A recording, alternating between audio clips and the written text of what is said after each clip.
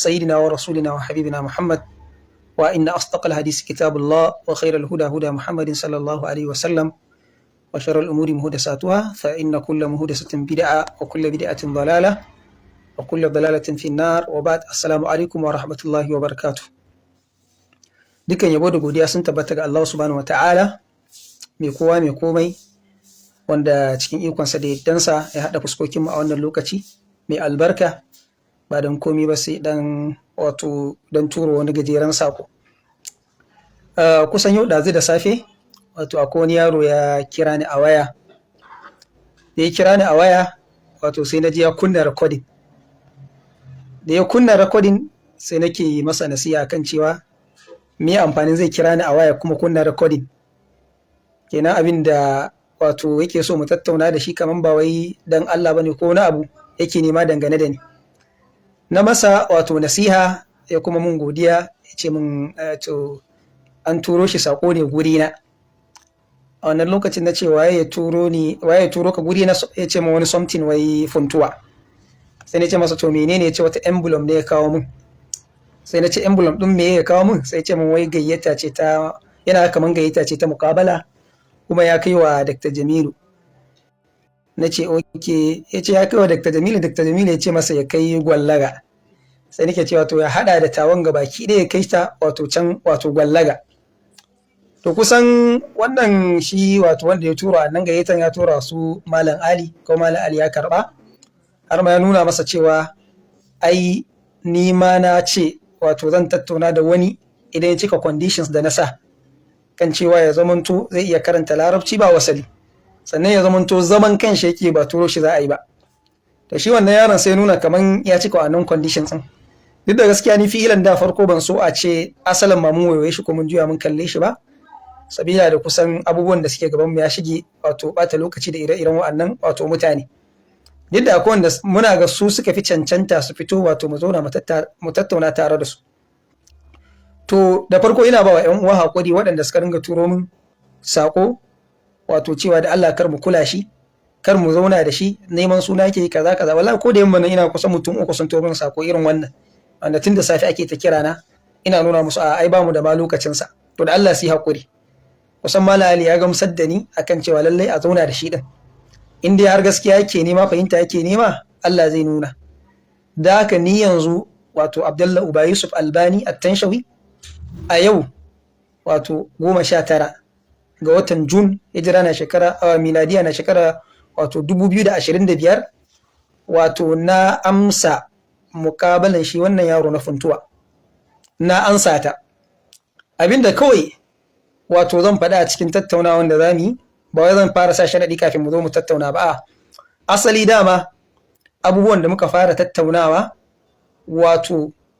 suka fito su wannan yan kungiya suna ta hayaniya, maganan Dr. Jala Jalingo da abubuwan da su Malam Kabiru Gombe suka yi, wannan ne suka jawo wa'annan cece kuce din.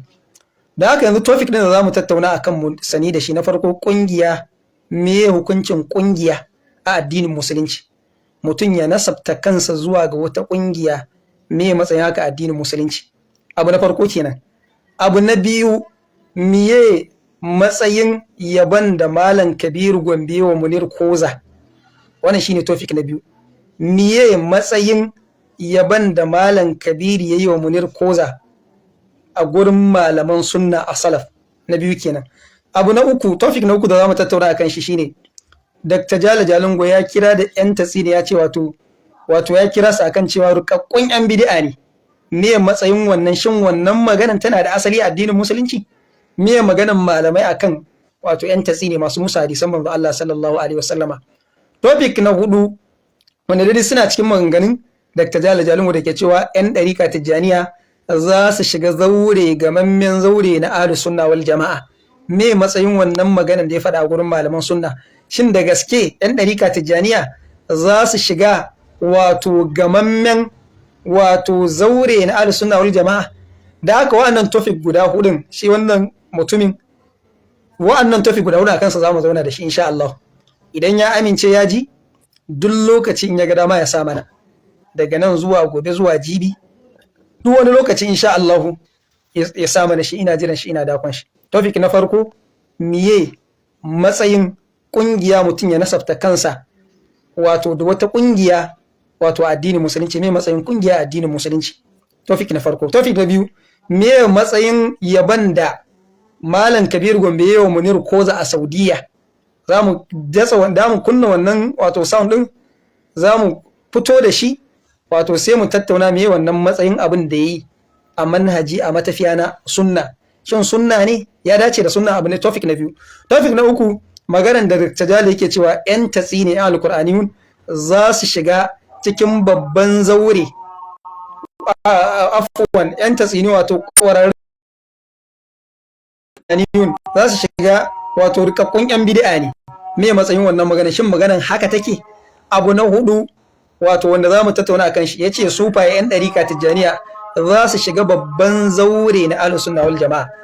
Idan ya ji waɗannan abubuwa guda hudu da na lissafo, duk lokacin da ya ga dama kawai ya sa ya sanar da ni, duk lokacin da ya ga dama ya sa ya sanar da ni. Sannan ba da wani zaɓin feji da za a tattauna, nan ma na ba shi dama idan Isha FM za su abin nan za su can Isha FM za a je a gurin, idan a can fejin Fuad ne za a je a tattauna a gurin, na ba shi daman ya nemi kowane feji.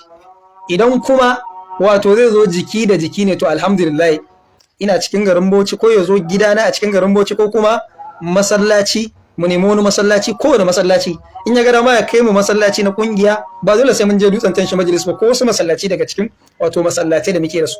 In kuma zai iya zuwa garin Bauchi, wato ya zo gidana. In kuma ba zai zo gidana ba, ya nemi masallaci kowanne. In kuma ya ce ni in nema, to alhamdulillah akwai masallaci burjik da za mu je mu zauna mu tattauna da shi. Da haka wannan su ne condition din. Idan har ya ji ne daga yanzu zuwa duk lokacin da ya shirya, kawai lokaci nake jira ya sa. Me matsayin kungiya a addinin musulunci? Mutum ya nasabta kanshi da wata kungiya. Me matsayin yaban da Malam Kabiru Gombe wa Munir Koza a matafiya a mahanga ta salaf? Shin ya halatta daidai ne abin da yi? Me matsayar malaman wato musulunci akan yan alkur'ani? Shin magana da Kajali faɗa akan su yace rikakkun yan bid'a haka ne ko kuma kuskure ne? Topic na hudu, cewa da yan ɗarika tijjaniya inji Dr. Jalo yace za su shiga karkashin wato za su shiga karkashin gamemmen ma'ana na ahlus sunna wal jama'a. Wa'annan su ne topic da nake so mu tattauna da su, wanda wa'annan su ne suka jawo wa'annan cece kucen da muka fito muka musu inkari. Da haka duk lokacin da ya shirya ya sa lokaci. Da Allah ya uwa yi hakuri waɗanda suka ringa ba da shawari, kuma na nuna musu insha Allah ba za mu waige shi ba. Ko da yamman nan kusan mutum uku ne suka turo min na ce ai ba mu mata lokacin sa, dan ni kaman ni ban taba tsayawan bata lokaci in saurare shi ba, kuma ni ban taba communication da shi ko in wani tattauna da shi ba, saboda muna da abubuwa masu muhimmanci. To amma yanzu larura za ta sa ni dole insha Allah mu tattauna, kuma ina roƙon Allah subhanahu wataala ya sa shi wannan tattaunawan ya zama alkhairi ga baki ɗaya mu da shi, da ni da shi, da kuma sauran al'umman musulmai. Allah ya sa tattaunawan ta amfanar. Amma ni a so na da na so a ce kowa ya zo ya taɓa karatu, amma kuma tunda yanzu har malami na shi ma iya gamsar da ni akan cewa lallai a tattaunan shi yana ga shi zai kawo maslaha, to insha Allah za mu tattauna. Muna roƙon Allah subhanahu wataala ya dace da mu, ya sa mu dace. Allah ya rufa mana asiri duniya da lahira. Subhanakallahumma bihamdika ashhadu an la ilaha illa anta astaghfiruka wa atubu ilaik. Wallahu a'lam.